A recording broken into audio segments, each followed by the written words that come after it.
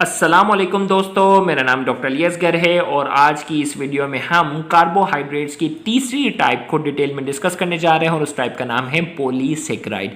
याद रहे discussion MDCAT point of view से हम करने जा रहे हैं और ये फेडरल बोर्ड बायोलॉजी की बुक से हम डिस्कशन करने जा रहे हैं। तो आज के इस लेक्चर को शुरू करने से पहले आपसे एक मरतबा रिक्वेस्ट करेंगे कि अगर आपने अब तक हमारे इस चैनल को सब्सक्राइब नहीं किया जो कि सिंध बोर्ड टीचिंग के नाम से है, तो काइंडली आज ही आप हमारे इस चैनल को सब्सक्राइब करो और साथ ही साथ बेल आइकन को लाजमी क्लिक करें ताकि हमारी अपलोड करदा तमाम इंपॉर्टेंट वीडियोस की नोटिफिकेशन भी आपको रिसीव होती रहे। तो आइए हम स्टार्ट करते हैं आज की इस डेफिनेशन को, पॉलीसेकेराइड्स को। Those carbohydrate which upon hydrolysis yield more than 10 monosaccharide units are called polysaccharides.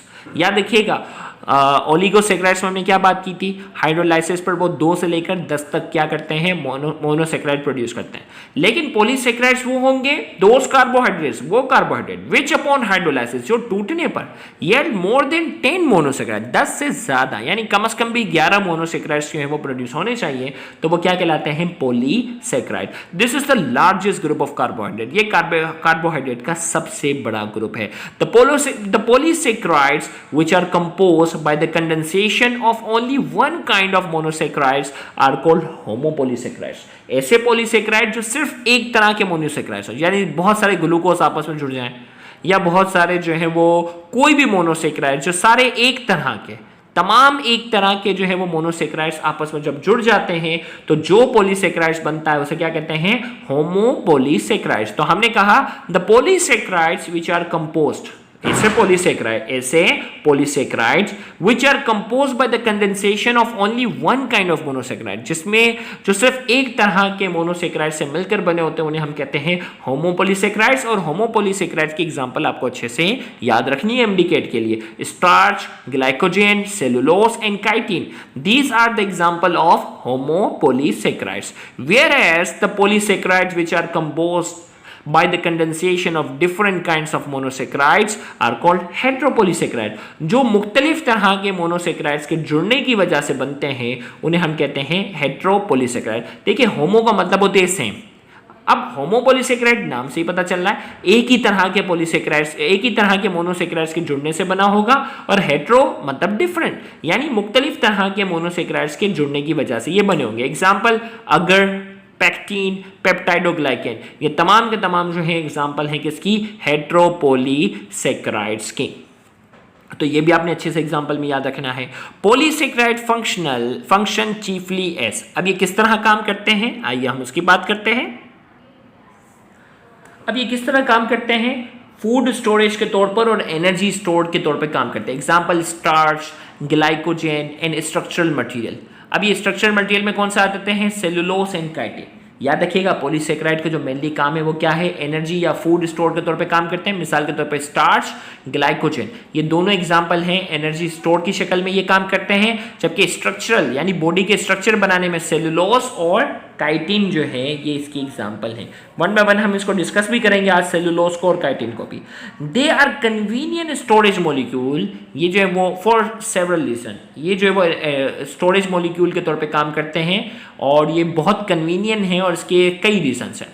क्यों, their large size make them more और लेस इनसॉल्युबल इन वाटर। इनकी साइज बहुत लार्ज है ना, बहुत सारे मोनोसेकेराइड से मिलकर बने होते हैं तो साइज इनकी बहुत लार्ज होती है और ये पानी के अंदर जो है वो लेस सॉल्युबल होते हैं। So they exert no osmotic और chemical influence in the cell, लिहाजा ये ऑस्मोटिक प्रेशर में कोई किरदार अदा नहीं करते और इनका जो केमिकल इन्फ्लुएंस जो होता है वो भी क्या होता है, सेल के अंदर काफी कम होता है। They fold into compact shape and they are easily converted to sugar by hydrolysis when required. ये जो है वो कॉम्पैक्ट फोल्डेड फॉर्म के अंदर जो है वो सेल के अंदर पाए जाते हैं और ये आसानी से शुगर में कन्वर्ट हो जाते हैं जब जरूरत होती है, हर वक्त नहीं। जब जरूरत होती है तो मुख्तलिफ एंजाइम्स की मदद से ये टूट कर जो है वो आसानी से शुगर में कन्वर्ट हो जाते हैं।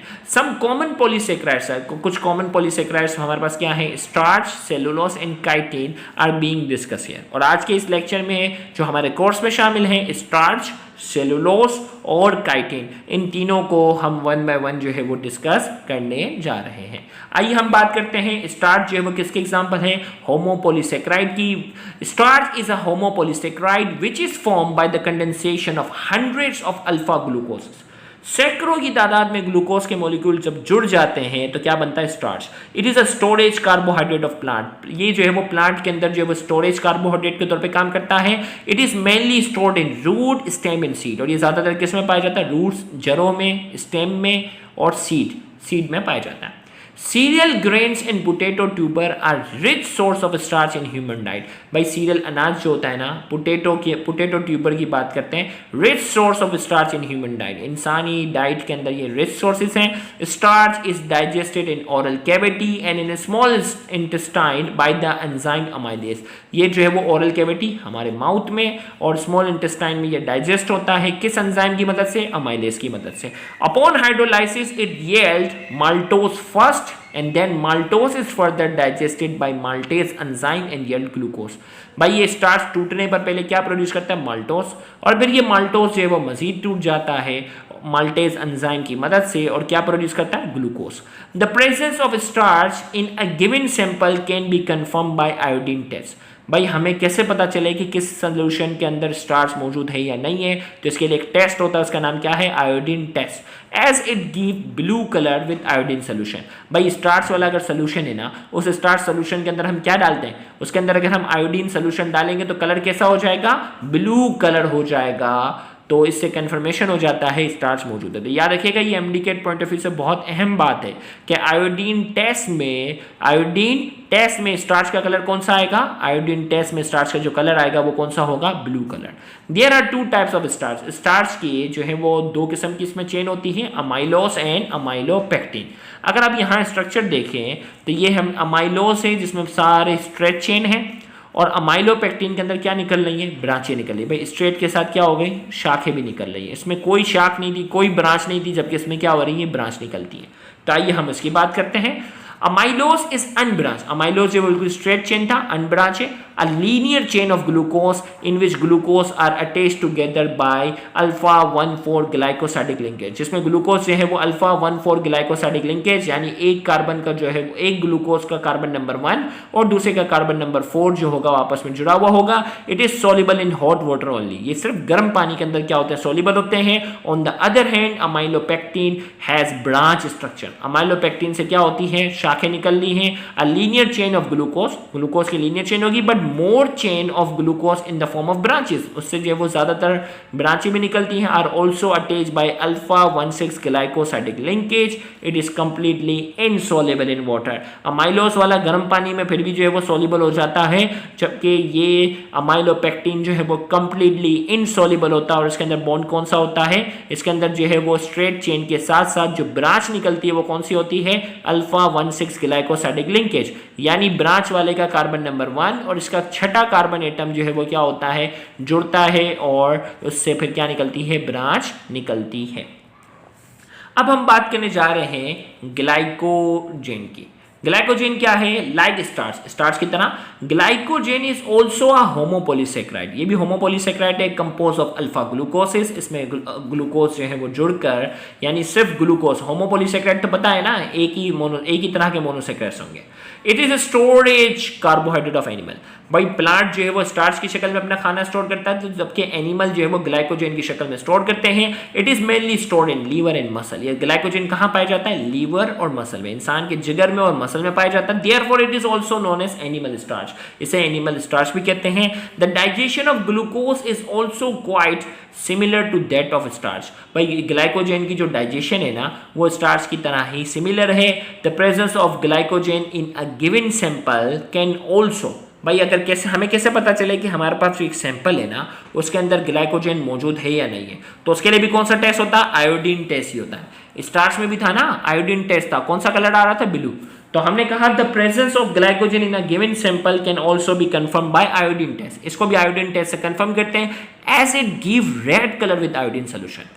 भाई आयोडीन का सोल्यूशन जैसे ही डालेंगे और अगर ग्लाइकोजेन होगा तो कलर कौन सा आ जाता है? Red colour.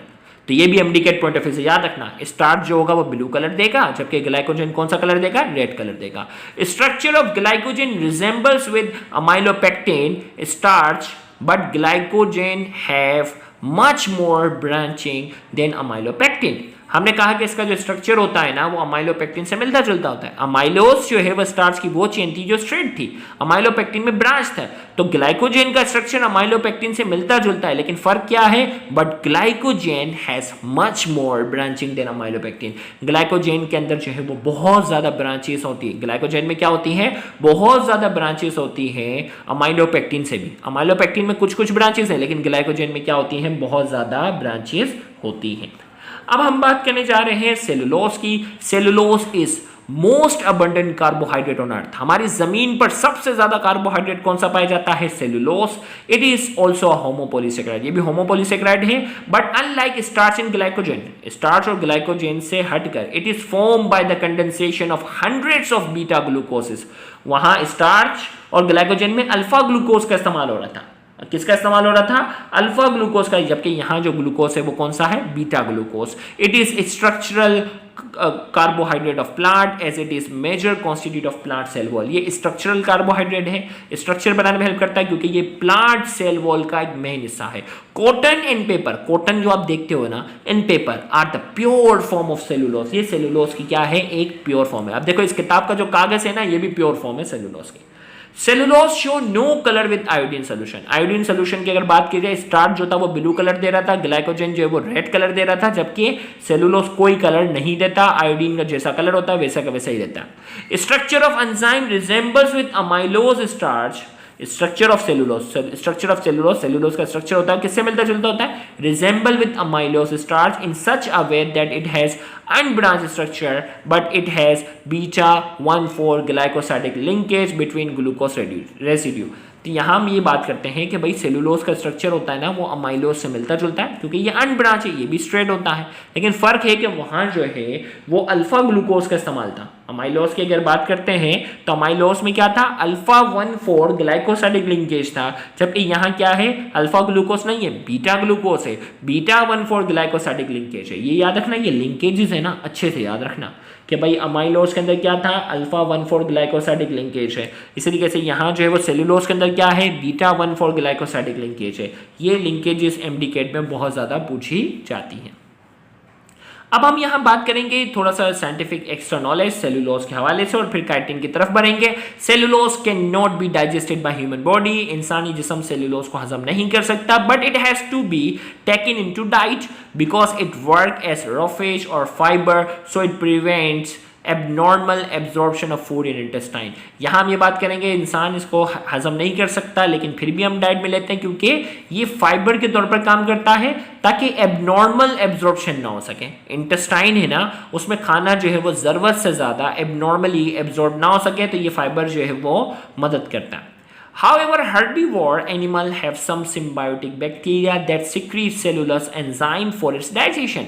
जबकि घासखोर जो जानवर हैं उनके अंदर अल्लाह ताला ने सिम्बायोटिक बैक्टीरिया रखे हुए हैं। सिम्बायोटिक बैक्टीरिया वो होते हैं जो बगैर नुकसान पहुंचाने वाले ये बैक्टीरिया हैं, तो वो सेलुलेस नाम का एंजाइम सिक्रीट करते हैं जो कि उनको सेलुलोज हजम करने में मदद देता। Upon hydrolysis it first yield a disaccharide.